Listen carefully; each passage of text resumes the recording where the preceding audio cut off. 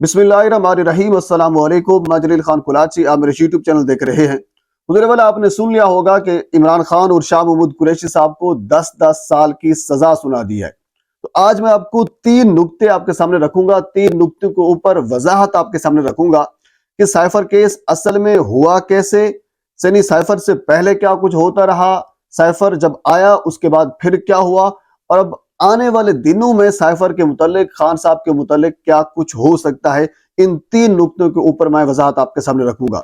हुज़ूर, सबसे पहले आपको याद होगा 27 मार्च 2022 को इमरान खान ने इस्लामाबाद में एक जलसे के दौरान एक कागज लहराया था और ये कहा था कि अमेरिका ने पाकिस्तान में अंदरूनी मुदाखलत की है और जो एक मुंतखब गवर्नमेंट है उसको गिराने की साजिश की है, उसको उड़ाने की साजिश की है, उसको हटाने की साजिश की है, कोई भी आप नाम देना चाहें। तो उसके बाद फिर यानी मुख्तलिफ यानी जब खान साहब की हुकूमत चली गई, गिरा दी गई, एक कह लीजिए कि रजीम चेंज का उसको नाम दिया गया, तो उसके बाद फिर मुख्तलिफ इंक्वायरीज साइफर के मुतालिक होती रही। इवन के जो हमारे जो ताकतवर लोग हैं उन्होंने प्रेस कॉन्फ्रेंसेस किए हैं और मुख्तलिफ वजाहतें भी आती रही हैं। रियासत का जो एलामिया है वो भी जारी होता रहा, रियासत की जानिब से JIT भी बनाई गई, यानी मुख्तलिफ इंक्वायरीज और मुख्तलिफ मामलात इस हवाले से चलते रहे। लाहौर हाई कोर्ट ने इसके ऊपर स्टे दिया और स्टे भी रहा, लेकिन बिलाखिर अगस्त 2023 में खान साहब के ऊपर साइफर का जो मुकदमा है वो दर्ज किया गया, यानी इससे पहले साइफर का मुकदमा दर्ज नहीं था। जब अगस्त 2023 में खान साहब के ऊपर, इमरान खान के ऊपर यानी मुकदमा दर्ज हुआ, तो उसके बाद यानी खान साहब उस वक्त अटक जेल के अंदर तोशाखाना केस में गिरफ्तार थे। 28 अगस्त को खान साहब को तोशाखाना केस में जमानत मिली, तो अचानक ये पता चला कि खान साहब पहले से ही साइफर केस में गिरफ्तार हैं। तो 29 अगस्त से लेकर 21 नवंबर तक इमरान खान साइफर केस का ट्रायल जो है वो उनको चलता रहा, ट्रायल वो भुगते रहे। लेकिन इस्लामाबाद हाई कोर्ट ने फिर ये फैसला किया 29 अगस्त से 21 नवंबर तक का ये सारा का सारा जो ट्रायल था इसको इस्लामाबाद हाई कोर्ट ने कलअदम करार दिया। इस्लामाबाद हाई कोर्ट ने मुख्तलिफ वजूहात बताई। उन्होंने ये कहा कि इस ट्रायल में खसूसन ये कहा गया कि ये ट्रायल जो है, क्योंकि अडियाला जेल के अंदर ट्रायल हो रहा था और ये छुपा कर आप कह सकते हैं कि वो ट्रायल हो रहा था जिसमें एक्सेस किसी को नहीं थी, तो इस्लामाबाद हाई कोर्ट ने ये कहा कि एक्सेस होनी चाहिए, मीडिया को भी होनी चाहिए, उनके अपने खानदान को भी होनी चाहिए, यानी ओपन ट्रायल होना चाहिए। तो इस वजह से इसको कलअदम करार दिया गया। उसके बाद फिर 13 दिसंबर से तकरीबन कह लीजिए कि 21 दिसंबर तक ये मामला एक मरतबा फिर चलता रहा और एक मरतबा फिर यानी दूसरी मरतबा भी इस्लामाबाद हाई कोर्ट ने इस चीज को कलअदम करार दिया गया। लेकिन कलअदम सवाल ये समझ नहीं आता कि एक जज साहब के ऊपर एक सवाल निशान बनता है कि जब 2 मरतबा वो एक केस ट्रायल करते हैं और ट्रायल के बाद फिर इस चीज को कलअदम करार दिया जाता है, तो सवाल निशान तो जज साहब के ऊपर बनता है। बहरहाल सवाल निशान उठाए कौन, एक अपनी तरफ से एक और सवाल निशान है। बहरहाल उसके बाद फिर ट्रायल का बाकायदा यानी तीसरी मरतबा आगाज हुआ और ट्रायल फिर चलता रहा। ट्रायल एक मरतबा मुकम्मल हुआ।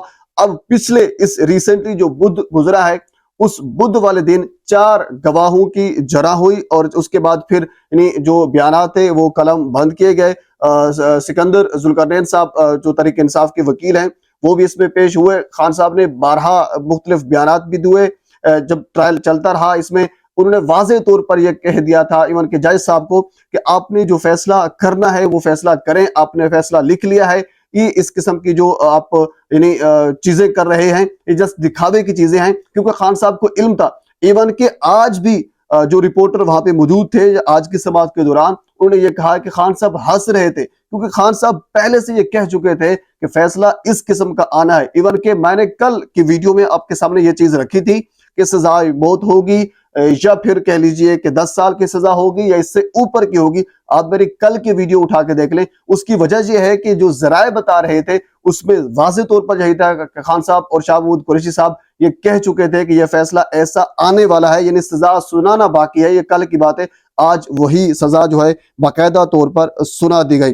अच्छा, उसके बाद बुध के बाद फिर जुमरात वाले दिन ये कहा गया तहरीक इंसाफ को कि आपके वकला जो है उनकी गैर हाजिरी लगा दी जाती है क्योंकि ये अदालत में लेट आए हैं। चलो ठीक हो गया। उसके बाद फिर जुम्मे वाले दिन तहरीक इंसाफ के वकला की जानब से कोई एक मेडिकल का मसला था, एक मरतबा फिर अदालत की जानब से उनकी गैर हाजिरी लगा दी गई और सरकार के जानब से वकला लगा दिए गए। अब आप अंदाजा करें फेयर ट्रायल का, यानी वकील भी सरकार के होंगे, مقدمہ یا پھر جو ریاست کے خلاف ہے، الزام بھی اس کے خلاف ہے، جج صاحب کون ہوتے ہیں وہ بھی ریاست کے ہیں، یعنی سارے کے سارے سننے والا بھی ریاست کا ہے، جو سنا رہا ہے وہ بھی ریاست کا ہے، جو اپنی گواہ پیش کر رہا ہے، کہہ لیجیے کہ اپنی ثبوت پیش کر رہا ہے، بے گناہی پیش کر رہا ہے، وہ بھی انہی کا بندہ ہے۔ تو ظاہر ہے فیئر ٹرائل تو ہوگا، پھر آپ کہہ سکتے ہیں اس کو فیئر ٹرائل۔ یہ جو فیئر کا لفظ ہے میں انورٹڈ کاماز کے اندر یوز کر رہا ہوں۔ بہرحال خان صاحب کو کل جب 342 کا بیان ریکارڈ کرنے کے لیے سٹیٹمنٹ خان صاحب کے ہاتھ میں دی گئی، تو اس کے بعد یعنی آپ خان صاحب کو یہ کہا گیا کہ آپ صبح 10 بجے تک 342 کی جو سٹیٹمنٹ ہے وہ بیان کرا کے وہ دے دیں، اور اس کے بعد پھر جو فیصلہ ہے وہ عدالت سنائے گی۔ بڑا کہہ لیجئے کہ انتہائی اہم ترین سٹیٹمنٹ خان صاحب نے 342 کی دیا ہے، اور اس میں واضح طور پر میں آپ کو صرف اس کا خلاصہ آپ کے سامنے رکھ دیتا ہوں، یقین مانے آپ کے ضمیر کو جھنجھوڑ کے رکھ دیا۔ اس میں خان صاحب نے یہ کہا، اصل میں خان صاحب کے اوپر کیس یہ ہے کہ سائفر گم کیسے ہو گیا۔ وزارت عظمیٰ میں یعنی وزیر اعظم ہاؤس میں سائفر تھا تو وہ گم ہو گیا، یہ کیس ہے خان صاحب کے اوپر۔ تو خان صاحب نے یہ کہا کہ سائفر جو گم ہوا، ظاہر سی بات ہے وزیر اعظم ہاؤس کی سیکیورٹی ہوتی ہے، ملٹری سیکٹری ہوتے ہیں یا باقی جو بھی سیکیورٹی پروٹوکول ہوتا ہے، جو بھی لوگ ہوتے ہیں ان کی ذمہ داری ہوتی ہے، سائفر کا گم ہونا یہ ان کے اوپر ہے۔ اور اس کے بعد آج خان صاحب نے باقاعدہ الزام لگایا کہ میرے اے ڈی سی میں سے کسی ایک نے جنرل باجوہ کی ایما پر سائفر وزیر اعظم ہاؤس سے چوری کیا۔ یہ عمران خان نے 342 کی جو سٹیٹمنٹ ہے اس میں یہ کہا ہے، یعنی باقاعدہ طور پر واضح طور پر خان صاحب نے اپنی سیکیورٹی کے جو اہلکار تھے، جو لوگ تھے، جو عملہ تھا، ان کے اوپر الزام لگایا، اور جنرل باجوہ کے اوپر الزام لگایا، یعنی سازش جنرل باجوہ نے کی ہے۔ لیکن اس کے باوجود عدالت نے یہ کہہ دیا ہے اور 10 سال کی سزا سنا دی گئی ہے۔ اچھا، اب اگلا پروسیس انتہائی اہم ہے کہ اب آنے والے دنوں میں کیا ہو سکتا ہے۔ میری پرسپشن یہ ہے کہ عمران خان کی آنے والے دنوں میں 1 ماہ کے اندر، 1.5 یا پھر 2 ماہ کے اندر عمران خان کی ضمانت ہو سکتی ہے۔ اس کی وجہ یہ ہے کہ کچھ لوگوں سے میں نے بات کی ہے، انہیں کہا ہے کہ ایک بہت بڑا بلنڈر کر دیا ہے اس سزا سنانے والوں نے۔ اس کی وجہ یہ ہے کہ انہوں نے عمران خان اور شاہ محمود قریشی صاحب کو بھی سزا سنائی ہے۔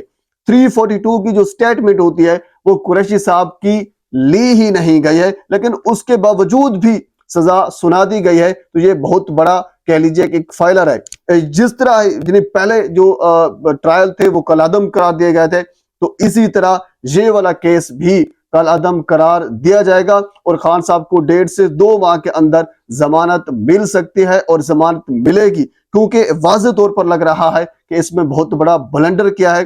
342 کی سٹیٹمنٹ جو انہوں نے ریکارڈ نہیں کروائی قریشی صاحب کی۔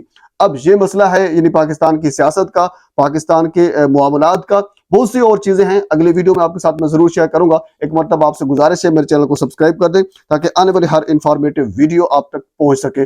اللہ حافظ۔